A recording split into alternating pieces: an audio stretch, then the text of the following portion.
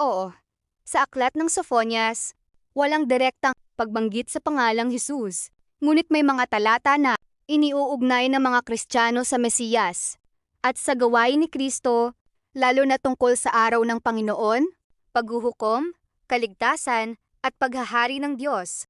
Una, Sophonias 1:14 hanggang 18, ang araw ng Panginoon.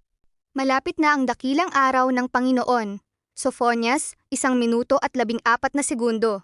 Kaugnayan kay Jesus. Iniugnay ito sa bagong tipan sa araw ng pagbabalik ni Kristo at huling paghuhukom.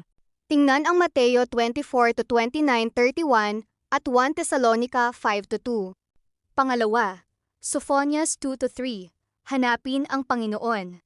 Hanapin ninyo ang Panginoon. Hanapin ninyo ang katuwiran.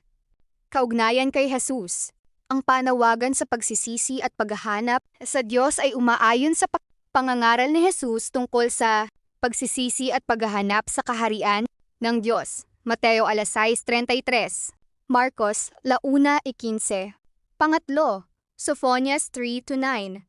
Isang dalisay na wika at pagsamba, sapagkat kung magkagayon ay bibigyan ko ang mga bayan ng dalisay na wika, upang silang lahat ay makatawag sa pangalan ng Panginoon.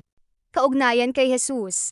Makikita rito ang larawan ng mga bansa na sama-samang lumalapit sa Diyos, na nakikita ng mga Kristiyano bilang bahagi ng pandaigdigang kaligtasang ipinahayag sa pamamagitan ni Kristo, gawa do servant eun.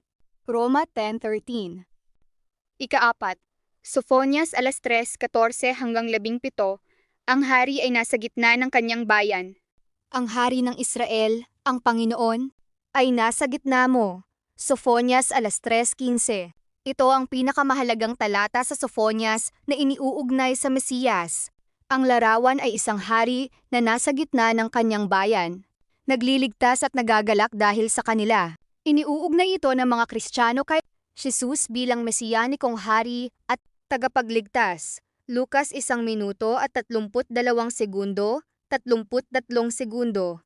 Mateo 1:21. 5. Sophonias 3:20. Pagpapanumbalik ng bayan. Sinasabi ng talata na titipunin at ibabalik ng Diyos ang kanyang bayan at bibigyan sila ng karangalan. Kaugnayan kay Jesus. Sa pananaw Kristano, ang pangakong ito ng pagpapanumbalik at pagtitipon ng bayan ng Diyos ay may katuparan kay Kristo at sa kanyang kaharian. Efeso 1:9-10. Pahayag 21:1 hanggang 4. Buod. Hindi tulad ng Isaías 7:14 o Mikas 5:2.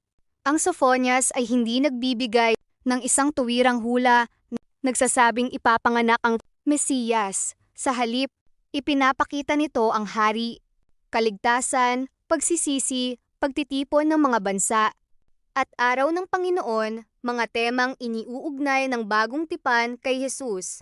Kung gusto mo, maaari kong ipakita ang 10 propesya mula sa Sophonias tungkol kay Jesus. Bawat isa ay may eksaktong talata sa Sophonias at katuparan nito sa bagong tipan.